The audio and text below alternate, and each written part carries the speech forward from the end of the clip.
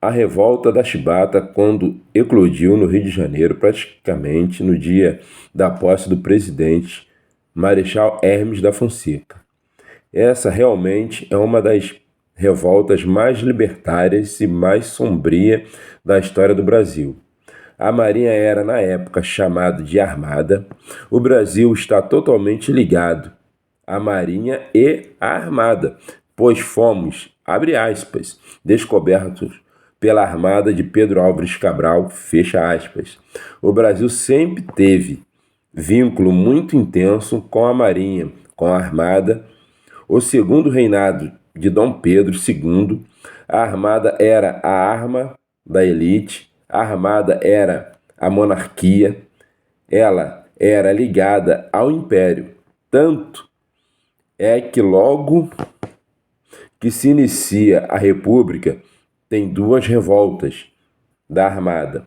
A Marinha era da elite e reproduzia a escravidão a bordo dos navios, porque os grandes comandantes oficiais da Marinha eram todos brancos e a margem era negra, e eles eram submetidos a castigos corporais, dentre eles chibatadas. O preto era amarrado no mastro principal, chicoteado entre 25 a 30 vezes em média, e recebia palmatórias nas mãos. Eram postos em prisões solitárias a pão e água, porque realmente havia uma indisciplina grande, porque os soldos eram baixos, porque eram recrutados à força, e então havia uma grande revolta nos navios brasileiros. Em 1910 se inicia um grande processo de reformulação da Marinha brasileira, e o Brasil compra da Inglaterra grandes encoraçados, os chamados Dragões do Mar, dentre eles um navio que se viria a se tornar o Minas Gerais e o encoraçado Bahia. Os marinheiros brasileiros, tanto os oficiais brancos como os negros, foram mandados para a Inglaterra para aprender a manejar aqueles navios, e lá eles perceberam que o tratamento dado ao marinheiro era muito diferente do tratamento ainda no Brasil, que era um óbvio resquício da escravidão. Claro que havia punições para os marinheiros ingleses, mas não havia o castigo corporal, como havia na Marinha Brasileira. Quando esses navios chegaram no Brasil com grandes pompas, em abril de 1910, o povo do Rio de Janeiro corre ao porto, que estava sendo inclusive construído e eram uma das potências flutuantes. Os encoraçados Bahia e Minas Gerais e também o São Paulo. O Bahia e o Minas Gerais tinham 84 canhões nas suas torres giratórias, sendo que 24 deles de 305 milímetros eram aquelas potências incríveis. Bem, pessoal, tudo isso foi uma introdução para te situar na história. E antes de irmos realmente falar da revolta e de João Cândido, deixe seu like, se inscreva e comentem. Vamos lá agora falar sobre o que nos interessa nesse vídeo. No dia 16 de novembro de 1910, um dia depois da posse do Marechal Hermes da Fonseca,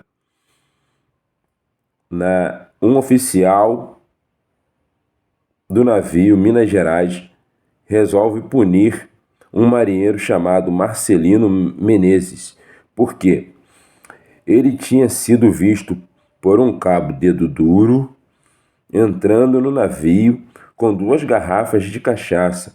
E esse comandante, João Batista das Neves, que era considerado um cara super sádico, condena o cara a 250 chibatadas e ele levou ao rufados de tambores. Bom, já havia uma grande inquietação, já havia uma movimentação em prol de uma revolta e com isso ela realmente eclode e os revoltosos então matam o capitão Batista das Neves e na madrugada do dia 22 para o dia 23 de novembro de 1910, quando os marinheiros, liberados pelo o que viria a ser o almirante negro João Cândido Felisberto, tomam o poder desses dois encouraçados e viram os seus canhões para a cidade do Rio de Janeiro.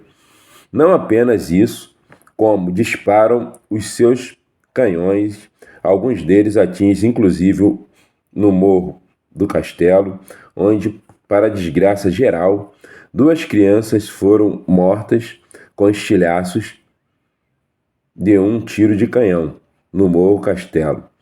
Os ricos fugiram para Petrópolis, os pobres para o subúrbio e a cidade fica um suspense com aqueles navios navegando pela Bahia. E segundo relatos, eram manobras extraordinárias e falavam que esses marinheiros eram os melhores do mundo.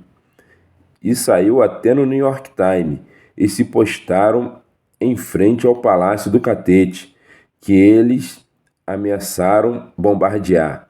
João Cândido tinha 1,90 de altura e era marinheiro já há 15 anos e que liderou esse movimento de protesto.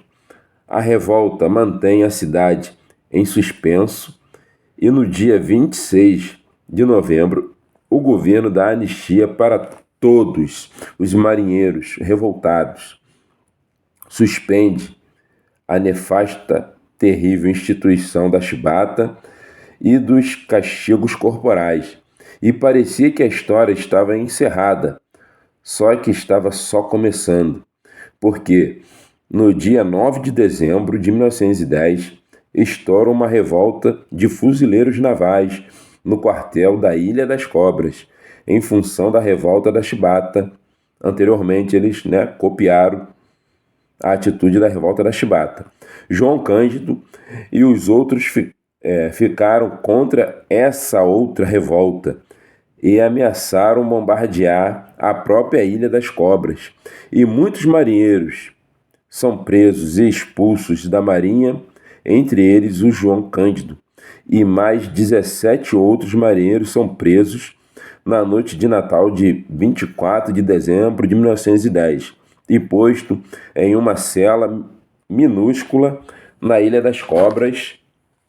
Observação muito importante: essa cela tinha sido lavada com água e cal para supostamente desinfetá-la, mas era uma cela, uma solitária, onde deveria caber 4 no mínimo, e botaram 18 pessoas lá dentro e trancaram a chave. E o comandante da guarnição foi passar o Natal, na noite, no Clube Naval, ali na Rio Branco, na Avenida Rio Branco. E aí, quando a água evaporou, o cal e a poeira do cal começou a subir e os presos morreram asfixiados. Dos 18 que foram presos, morreram 16.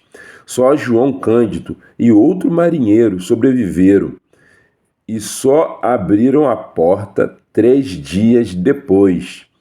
E no mesmo dia, 24 de novembro, toda uma guarnição foi mandada em exílio para o Acre. E o João Cândido ficou pirado, evidente, porque ele disse que ouvia os gritos e via os fantasmas dos colegas de cela. Então, por isso, ele foi levado para o asilo dos alienados e considerado louco. E ele ficou lá de abril a agosto de 1911, sendo liberado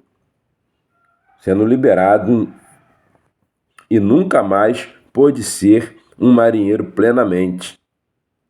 Ele virou pescador e vendedor de peixe no Cais Central, aqui no Rio de Janeiro. Em 1953, quando o encouraçado Minas Gerais foi vendido para virar sucata, ele foi visto num caiaque. Ele abraçou seu navio e, chorando, beijou o navio que ele tinha comandado com grande brilhantismo. Em 1969, ele morreu e ele dizia: "O mar é meu amigo". Esse é um verdadeiro herói brasileiro. Tá aí um pouquinho da história de João